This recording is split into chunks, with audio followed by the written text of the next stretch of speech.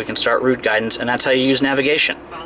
Now you notice the directions coming up on the other side of the screen. I'm going to change that back.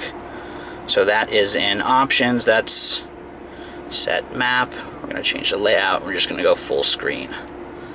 And there we go. So let me go back to Navi. I'm going to stop route guidance because I don't want to hear that voice.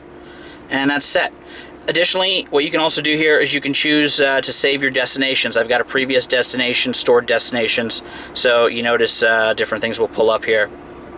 Stored destinations, you can select anything that you've had previously and store it as your home or your office. So no matter where you're at, you just hit go home, go office, and you'll get directions there.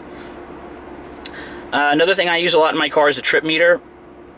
Measure all various different things, how long it takes to get from to work every day, your mileage, so on and so forth. There's a couple different sub-menus here. You've got total trip data, personal trip data. You've just got a couple different settings that you can change. You can reset them all. Just press that and hold it for a second and you can reset those items. So basic trip information. Info is just kind of a like a main menu screen. It's going to just show all the basic information. If there's traffic directions, you'll see that. If there's a song playing, you'll hear that. So let me get out of there. Let's go back to SAT so we get something going on here. So now if we go back to info, we see chill as a station. And that's how that works. So the last thing we're going to do is we're going to do phone. So this car, you can insert a SIM card in it, but what we're going to do is we're going to show you how to use the Bluetooth, and it's really simple. So to use Bluetooth, we get into the phone system, just pressing this button here. On earlier versions of PCM, it will also be here. You just press phone. Although when you're doing that on early PCMs, you do not have Bluetooth. The 3.0 PCM, which is what this car has, is the first with Bluetooth. So I'll just show you how to do this. So what it's going to do now, it's going to search for a phone. I'm going to turn my phone on here and enable the Bluetooth. I use an iPhone. So what you need to do on this, we will go to General. We will turn on Bluetooth, which is actually not there, but here. So turn on Bluetooth. It's going to start looking for a device. It's not going to find it. So the iPhone, Android, and Blackberries all have a little bit slightly different pairing procedure. I'm going to show you the iPhone, and if you have any questions about the other ones, you can feel free to comment. So what I'm going to do is I'm going to find telephone. Now that I have it activated on my phone, you notice it shows PCM, so it's recognized the device hasn't paired yet. We'll just wait for this for a second. And eventually you're going to input a PIN number to match them up. So we'll just hit this, iPhone 5. And now you noticed a prompt came up, and now we're just going to enter 2547 and pair. Now you might have to do this a couple of times. Sometimes I do this 5 times, a dozen times. Sometimes it doesn't always work. Just keep playing with it. Once you sync it the first time, you shouldn't have any other problems with it. So now basically we're set up. We're transferring the phone book over. So now I'll eventually be able to view the phone book, make calls just from the phone book itself. And when that's all done, that phone book icon will actually light up and not be kind of a ghost, which is what it is now. So that's a quick look at the PCM. And why don't I also just show you the climate control stuff. This is pretty simple. This car does not have ventilation because it has adaptive sports seats on it, among many other things. So what this car does have is we've got heated seats, which are these buttons here. There's one on the other side as well. Obviously they're independent. You can adjust them between 2 levels. We have a defrost. Hit that, it sends everything out to the dash to defrost the car. This is for the rear windows, sorry, the rear view mirrors and rear glass, which I should actually show you that because this is a very unique view in this car. So that's the Speedster. And that's what it looks like out the rear view mirror. It's kind of cool. Anyway, little sidetrack there. Okay, so heating and ventilation, this is all really basic stuff. AC off just turns the air conditioning compressor off. So if you want more horsepower, You know, if you need that extra 5% power or 3% power, you can hit that button. It won't engage the AC compressor. This is the recycle button. This will recirculate the air inside the cabin. Hit that for maximum air conditioning efficiency. And then again, we've got the heat buttons here. These are the main ventilation controls. This is just going to select where the air is going to be directed to. So we've got, this is going to be the floor, this is the main dash vents, and then this is the defrost vents. I don't ever play with any of this stuff. I just hit auto, and instead of playing with, you know, independent temperature and fan speeds, I just hit the temperature control and I'll adjust it this way. So usually I keep my car about 68. It's pretty warm sometimes. So I'll just adjust it. If I get a little cold, I'll just hit it up one click or down a click. If I get warm, you know, whatever you want to do. This is just really simple. It's a great system. It adjusts automatically. So it's very simple. Down here, because this car has Sport Chrono package as a standard feature, or if your car has it as an option, you've got Sport and Sport Plus. This is a PDK car, so you also get Sport Plus. When you hit Sport, it's going to do a number of things on this car. This is a 3.8 liter 408 horsepower car. So a couple of things are unique to this one, but when we hit Sport, you notice that this other light lit up. This is PASM. This is the adjustable suspension system. When the amber light is lit up, then you know that you're in the Sport mode. Also, when you select those, they also appear on the display here. So we've got PASM Normal, PASM Sport.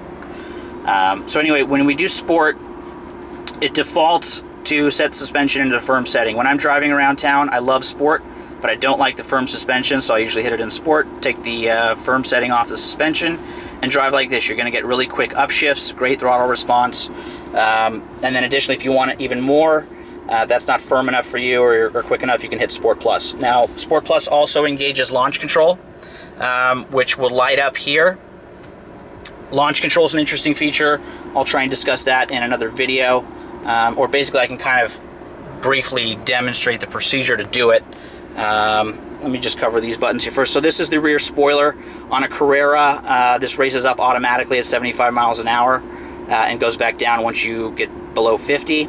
This is just a manual release for it. You press it and it will move the rear spoiler into the up position, and it will stay that way regardless. So if you want to deactivate that, move it back, put it back down, and then put it into the active setting where it will go up and down on its own depending on speed. You just press and hold this button. What you can't see is that the spoiler is retracting, and then when the light is off, it's back down and it's now in the auto mode. PSM off. This is Porsche Stability Management. This is going to keep you out of trouble, so I wouldn't bother taking that off ever. When you do, it's kind of it sends off a little bit of an alarm and lets you know that Porsche Stability Management is off. Again, probably not for anybody unless you're on a racetrack or really know the limits of the car. I don't know that you're going to get much benefit by turning it off. So we'll just go back to Sport here. And that's kind of a brief look. Actually, not so brief look. That's 20 minutes now on my clock of PCM and the electronic controls on the 2011 Speedster. Let me show you a couple other items here real quick. When you start the car, always on the left side. I just killed her, and light switches are right here. You've got a few settings. This is off. Home is basically off, except it will leave the lights on for about 20 seconds, which actually you can vary the amount of time that it stays on. It's kind of a neat feature. If you're pulling into your garage and your garage is dark, you can just switch it to home instead of off, and it'll leave the lights on so you can see where you're going. These are your parking lights. These are your main lights, and then you just pull for the fog lights. And that, I believe, is a rear fog light on this car. Additionally, you've got some other buttons here. I'll show you these real quick. We'll just start the car up.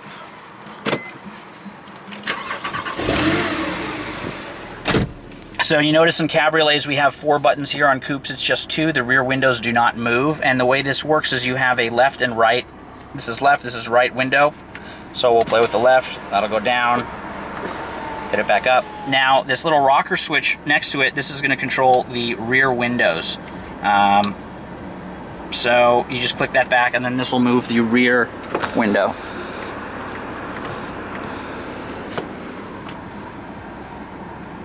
And that's how the window switches work. You've got cup holders here. If you haven't seen these, you probably haven't been in a Porsche in a while, but these work really well. They're hidden behind this trim strip. It's usually silver on most cars. This being a Speedster, it's in Carrara white leather.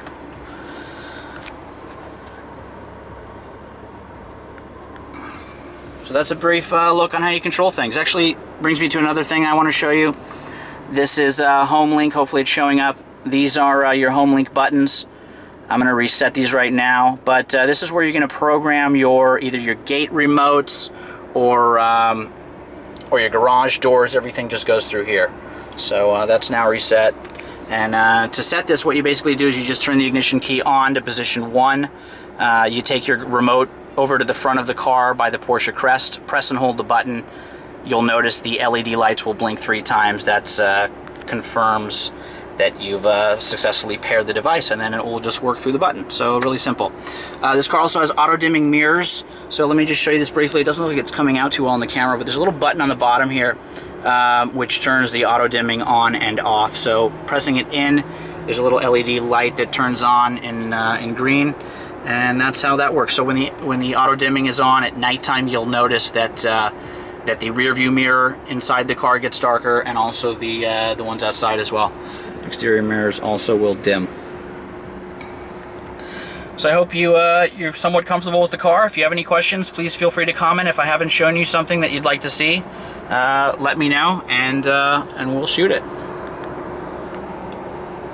Oh, this car is so cool. Look at all this leather.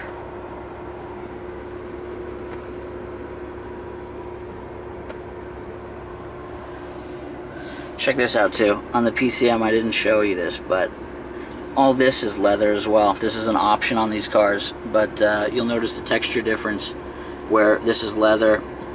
You could also have this painted in body color or various different things, but on the Speedster it's leather. You see the leather here. I mean, the detail is just phenomenal. And then look at this. Look at these seams right here.